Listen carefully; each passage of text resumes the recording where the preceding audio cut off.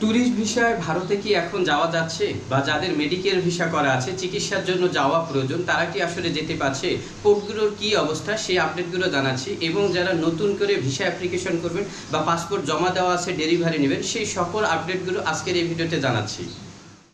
বন্ধুরা, আপনারা অনেক প্রশ্ন করছেন যে আসলে ভারতীয় ভিসা সেন্টারের এখন কি অবস্থা বা পোর্টগুলোর কি অবস্থা, পোর্টগুলো দিয়ে এখন কি ভারতে ভ্রমণ করা যাচ্ছে কিনা, এই সকলগুলোর প্রশ্ন অনেক করছেন আমাকে, যার জন্য আজকের এই ভিডিওতে চলে আসলাম। তো প্রথমেই জানিয়ে দিই, যাদের ভিসা করা আছে, বিশেষ করে ট্যুরিস্ট ভিসা যাদের করা আছে তারা কি এখন ভ্রমণ করতে পারবেন কিনা। সেক্ষেত্রে আমি বলে রাখি, দেশের যে অস্থিতিশীল পরিবেশ ছিল, এই পরিবেশ থাকার কারণে পোর্টগুলো যেমন বন্ধ ছিল, ভারতীয় ভিসা অ্যাপ্লিকেশন সেন্টারগুলোও তেমন বন্ধ ছিল, ঠিক তেমনিভাবে ধীরে ধীরে কিন্তু পোর্টগুলো স্বাভাবিক হয়ে আসছে, অনেকটাই স্বাভাবিক হয়ে আসছে। তো এখন ট্যুরিস্ট ভিসায় কিন্তু আপনারা ভ্রমণ করতে পারবেন, তবে একটু জটিলতা আছে ট্যুরিস্ট ভিসার ক্ষেত্রে। বিশেষ করে বাংলাদেশের ইমিগ্রেশন সেন্টারগুলো থেকেই হয়তো আপনাকে অনেক ধরনের প্রশ্নবিদ্ধ হতে হবে। কিছু ক্ষেত্রে আমি অনেক লোকমুখে শুনেছি, কিছু ক্ষেত্রে কিছু বকশিস মানেও অতিরিক্ত টাকা দিতে হচ্ছে পুলিশ ক্লিয়ারেন্সের জন্য, সেগুলো দিতে হতে পারে। তো ট্যুরিস্ট ভিসার ক্ষেত্রে এই ধরনের ঝামেলাটা হয়তো হতে পারে। তো এই জিনিসটা যারা ট্যুরে যেতে চাচ্ছেন আপনারা চাইলে কিন্তু কিছুদিন অপেক্ষা করে যেতে পারেন, কারণ কিছুদিন পরে হয়তো একেবারেই স্বাভাবিক হয়ে যাবে। এটা হচ্ছে ট্যুরিস্ট ভিসা যারা ঘুরতে যেতে চাচ্ছেন তাদের জন্য। আর যাদের মেডিকেল ভিসা করা আছে, আসলে যারা চিকিৎসা করাতে যেতে চান, ডক্টর অ্যাপয়েন্টমেন্ট নেওয়া আছে, খুব যাওয়াটা ইমার্জেন্সি, তাদের ক্ষেত্রে বলি মেডিকেল ভিসার জন্য একেবারেই কোনো সমস্যা নেই, আপনারা খুব সহজেই যেতে পারবেন। ঠিক আপনার যে ডক্টর অ্যাপয়েন্টমেন্ট বা মেডিকেল ভিসা যদি এই পাসপোর্টে দেওয়া থাকে, তাহলে আপনি পোর্ট সুন্দরভাবে আপনি পোর্টগুলোতে আপনি পাস হয়ে যেতে পারবেন, ভারতে যেতে পারবেন। সেক্ষেত্রে একেবারেই খুব একটা সমস্যায় পড়তে হবে না। শুধুমাত্র মেডিকেল ভিসা ছাড়া অন্য যে কোনো ভিসার ক্ষেত্রে একটু জটিলতা আছে, তবে আগের থেকে অনেকটা স্বাভাবিক হয়ে আসছে পোর্টগুলো। হ্যাঁ, এই অবস্থা। আর বেনাপোল পোর্ট বা আপনি গেদে বর্ডার পোর্ট, যে পোর্ট দিয়ে যান না কেন, হ্যাঁ, মেডিকেল ভিসা ছাড়া কিন্তু আপনাকে অনেক ধরনের হয়তো আপনাকে একটু প্রশ্নবিদ্ধ হতে পারে।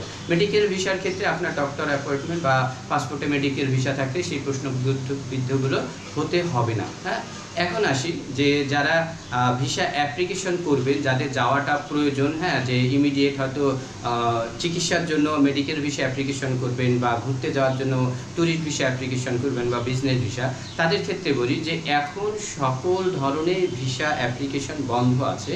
হ্যাঁ, আপনার ওয়েবসাইটের নোটিশ দিয়েই ভিসা অ্যাপ্লিকেশন বন্ধ করা আছে, মানে হচ্ছে কোনো ধরনের নতুন অ্যাপ্লিকেশন তারা গ্রহণ করবে না। এটা আসলে কবে নাগাদ চালু হতে পারে এটা সুনির্দিষ্টভাবে এখনো বলা হয়নি।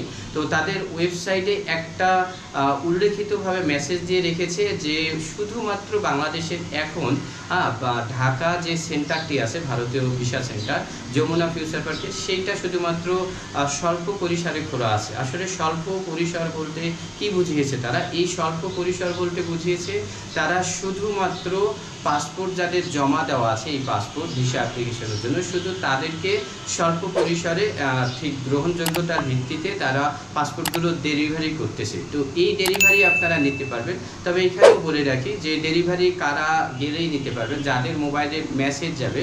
আপনারা স্ক্রিনে দেখতে পাচ্ছেন এখানে বন্ধুরা যে এখানে একটি কিন্তু বার্তা সুন্দরভাবে দিয়ে দেওয়া হয়েছে, স্বল্প পরিসরে শুধুমাত্র পাসপোর্ট ডেলিভারি দেওয়া হবে এবং শুধুমাত্র যাদের মোবাইলে মেসেজ যাবে শুধু তারাই নিতে পারবেন। তো এই ক্ষেত্রে যাদের মোবাইলে মেসেজ যায়নি বা যাদের পাসপোর্টটা ডেলিভারি নেওয়া খুব জরুরি, তারা কিন্তু চাইলে একটা অ্যাপ্লিকেশনও করতে পারেন। অ্যাপ্লিকেশন করলে পরে হয়তো তারা বিবেচনা ক্ষেত্রে এই পাসপোর্টটা আপনার দ্রুত ডেলিভারি দেওয়ার ব্যবস্থা করতে পারে, এটা করতে পারেন। তো এখন কিন্তু আসলে কোনো ধরনের ভিসা অ্যাপ্লিকেশন নতুন করে জমা দেওয়ার কোনো সুযোগ নাই। আসলে এটা কবে নাগাদ দিবে এটা সুস্পষ্ট এখনও তারা বার্তা দেয়নি, হয়তো খুব শীঘ্রই এটা স্বাভাবিক হবে, আমরা এটাই আশা করছি।